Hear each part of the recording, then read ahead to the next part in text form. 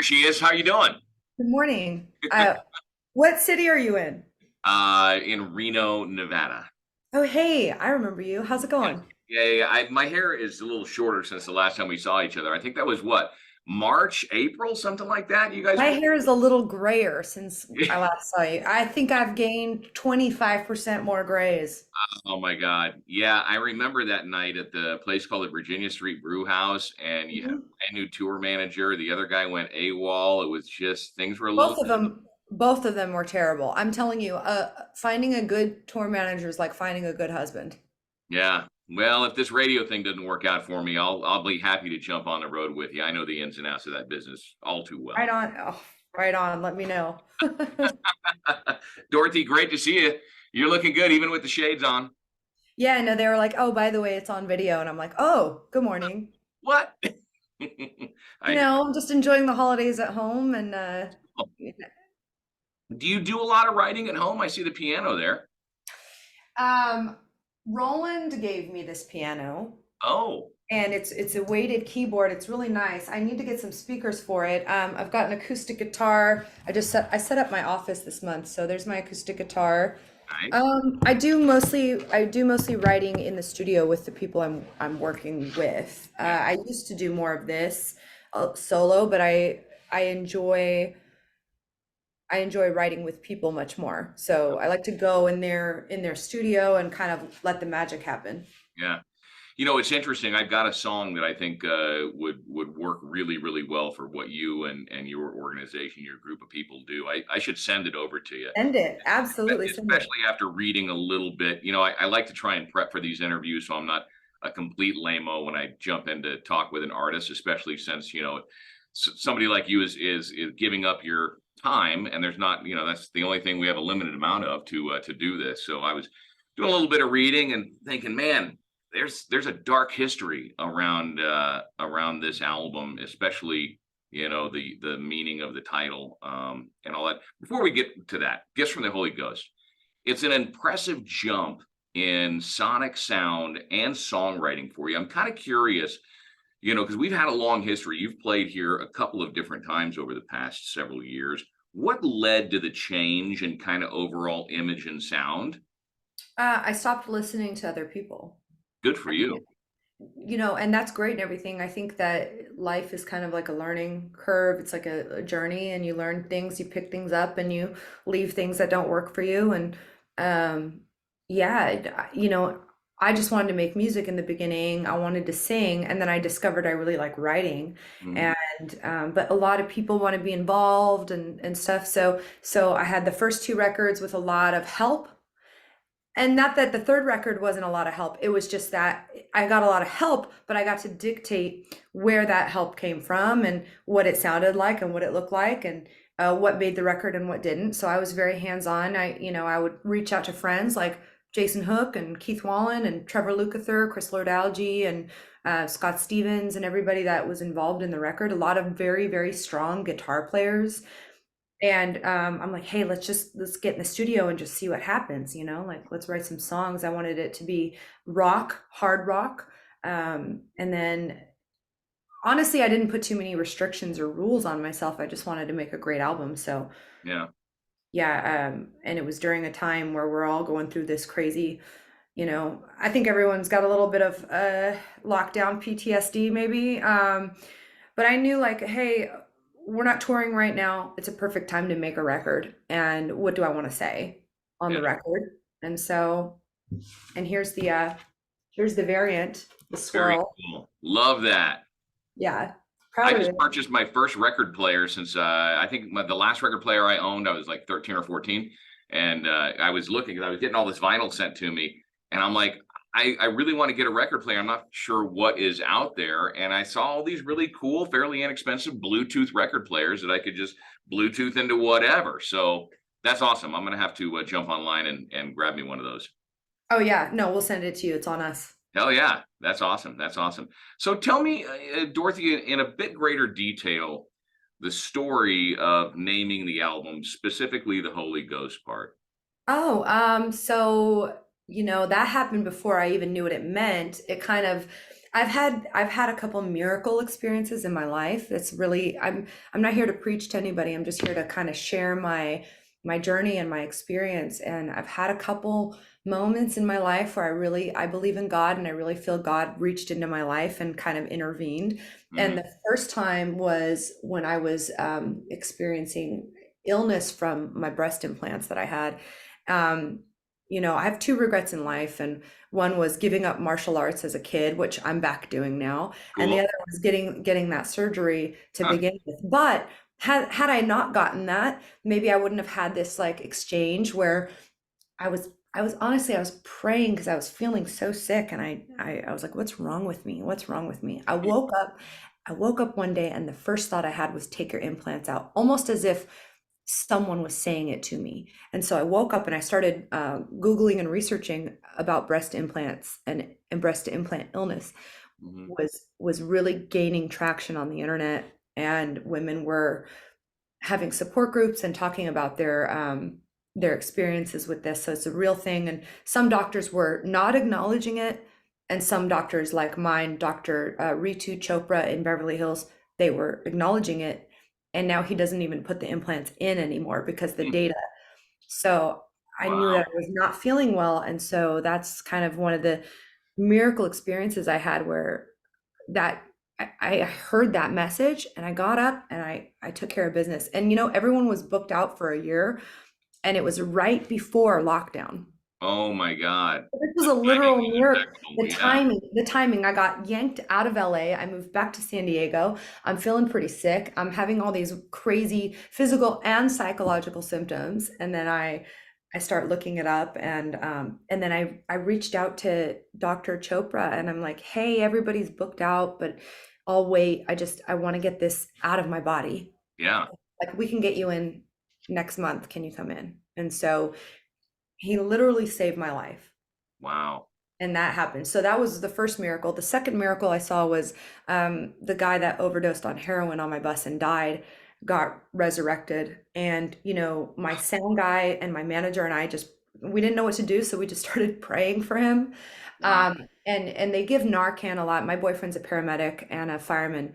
They do give Narcan a lot, and that's a very easy explanation. But he was dead for a while, and I know what I saw with my own eyes. And so the crazy thing about it was the night before that happened, I wasn't religious, I was just, God, if you can hear me, I need you to prove it. Like, if you can hear me and you're real, like, I want to see it. And the next night, our tech overdoses and dies and then gets resurrected on my bus. And Wow.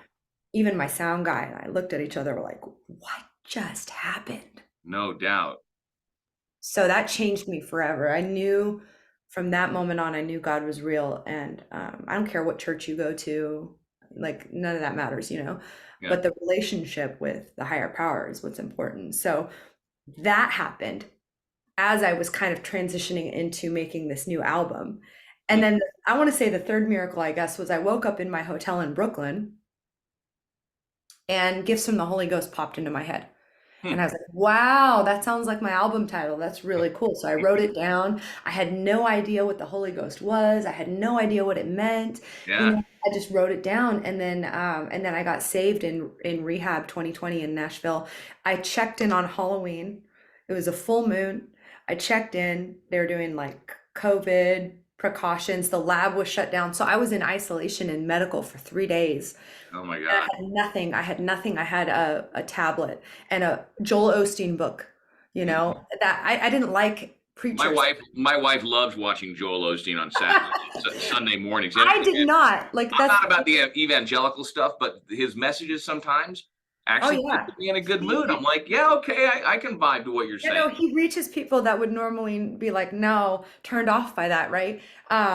Because they're afraid of like judgment and condemnation. And like, listen, we're all flawed, we're all broken, we're all messed up, we're human, right?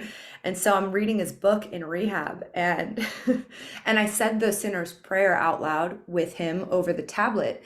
And when I went outside, because you're isolated, you have to wait for your test to come back.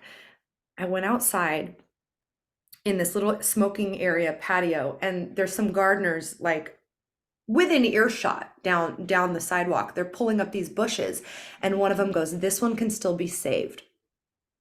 And I started bawling. It was like God spoke through the gardener and turned up the volume to tell me, what you just said, that prayer, I heard you, and now we're doing this together. Wow. So you're in my kingdom now. And I knew it. Like I knew it, I knew it, I knew it. And so this album's very special. It's not about religion. It's just I want people to know that they have a purpose and that they have, that they're supposed to do something. And if they turn that over to God and they turn that over and they start asking questions and praying, the answers will come. It says, ask and you shall receive. And that's absolutely true. So I hope that, I hope this music helps people. I couldn't have done it without all the wonderful people that were involved and without God. Like that's it, Yeah. It's not a Christian album. It's not about that. It's just got some deeper substance I hope that you all pick up on. Yeah, that is awesome. What a great story. And it's funny. I was asking a friend of mine that I've known for about 15 years. She lost her ex-husband recently from early onset Alzheimer's, believe it or not, oddly enough. And she had a heroin addiction. And I said, "Oh my God, now that she's clean and sober," I said, "How does one decide that heroin, I think I want to try smoking that, or I think I want to do Yeah, that." What pain, pain. pain? Nobody picks up because they're fine, Mhm. they're in pain. So they're looking, we're in this world and like we're getting bombarded on all sides, messages from the media, propaganda, the news, peer pressure, family, money problems, job, and none of us artists are immune to it. Like we go through that too. And pain. And I believe in spiritual warfare and generational curses. Yeah, So it can be a lifelong battle. Some people lose, yeah, people overcome it and break the curse. Either way, though, it's good to have heaven on your side when you're trying to fight that battle. for sure. Okay, so Dorothy, 4 years between albums. That seems like an eternity. And That was honestly, a long time. a Yeah. lot of artists wouldn't have been able to survive, especially with the same record label with that much downtime. Um, Tell me about your relationship with Rock Nation. Oh, they're great. Was Gonna it really say, man, cool? they must have just. I mean, obviously, they're big believers in your art and what you do and who you are as an artist. Was it really 4 years? I Yeah, yeah, yeah. Um, well, maybe I needed that break, maybe I needed that pause to really kick me in the ass for the next album. I don't know. They've been great. They've done a lot of like licensing and sync. oh, that's awesome. There's some money there. Yeah, no, Deal you with can the do life it stream. with a label. You can do it without a label too. Yeah, for sure. Um, and I just happened to be partnered with them. And um, the person that believed in me and gave me this opportunity was Jay Brown, Rihanna's manager. Hmm. And Wow. he's a very savvy, brilliant business person. He's got a great story. His past is great. Like, what a mentor to have. We don't talk too often, but when we do, it's very powerful. So, he's like, you're a star. It's weird to hear that though, because I don't look at myself that way. I just, I feel like I don't know. I'm here to be in service through music to Right. people, Yeah. right? No, that's cool. And other artists I really love that I feel like are on that wavelength are people like Lady Gaga, Hmm. who are really sensitive and super creative. They're the real deal. Like she's brilliant. And you So worked with Dolly Parton back in 2018. yes, Was that yeah, in person or was that yeah. sending stems? Or tell me about that. What a legend. I have a picture of us in the studio. That was for Jennifer Aniston's movie Dumplin'. Okay. And Macy Gray, we refurbished, we reimagined Two Doors Down. Is it Two Doors Down or Three Doors Down? I know Three Doors Down is a band, but I yeah, think it's yeah. I was in the studio with her and she's like, "You've got a nice voice." And I'm like, "Oh." And I Wow. know she's really close with Miley Cyrus. I was like, I wish that could be my godmother, No doubt. So cool. When we last saw you in concert, like we were talking about earlier, is the end of a tumultuous tour, and I'm looking at your website. I'm not seeing any shows booked until what, April in Florida? Oh, we actually have a show in LA in 8 days at Okay, the Whiskey. So if you're in Southern California, we're playing the Whiskey on December 20th at, it's a Danny Wimmer live stream. So nice. we'll be there. We're going to play a show.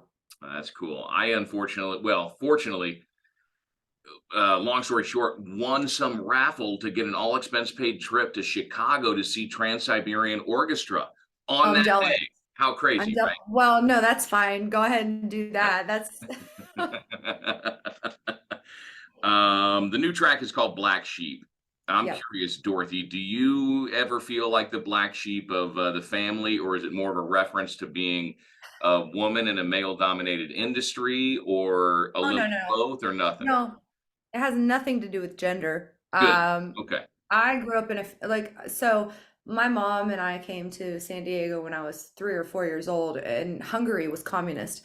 But my whole family over there, they're all doctors. Doctors, they're highly educated. My stepdad was a Columbia professor, so grades were a big deal. And Yeah. I'm an artist. And Yeah. so I kind of like fucked off and just did my my own thing, and I wanted to make music and be creative and be an artist. So I am definitely the black sheep. And the song is really for the rock, hard rock, heavy metal, and metal community. Anyone that listens to alternative music, like you're one of us, you're in our family. So we love you. And we wrote this song for them. I just hope it resonates with anyone that feels like they're different. Yeah. Yeah. And it's okay to be different. For sure. Yeah, I totally agree. Well, it's always impressive to watch you perform and do your art in the live setting, and I can't wait to hear what's going to come out next from you in the camp. And I hope we, either get to see you back again up here in Northern California, Northern Nevada sometime soon, or around the next album cycle. I know there's a few conventions and media, events happening in the new year. There's one big one in Vegas in February, which is I think the last time I saw you at a convention was probably the same thing last year. Um, Oh, yeah, but I with, might be there. with Ken Pittman, you were out there with Kenny. Oh, the radio Hashtag thing. happens Oh, that thing. was really Yeah, cool. That yeah. was fun. That was a Top Golf, right? Yes, yeah, yeah, yeah. It was totally fun, totally fun. Anyways, it's always great to catch up with you, Dorothy. Keep having fun doing what you're doing. You're a pleasure to watch live, and again, I hope to see you again very soon. Okay, thank you. Happy Have a holidays. wonderful holiday. You too.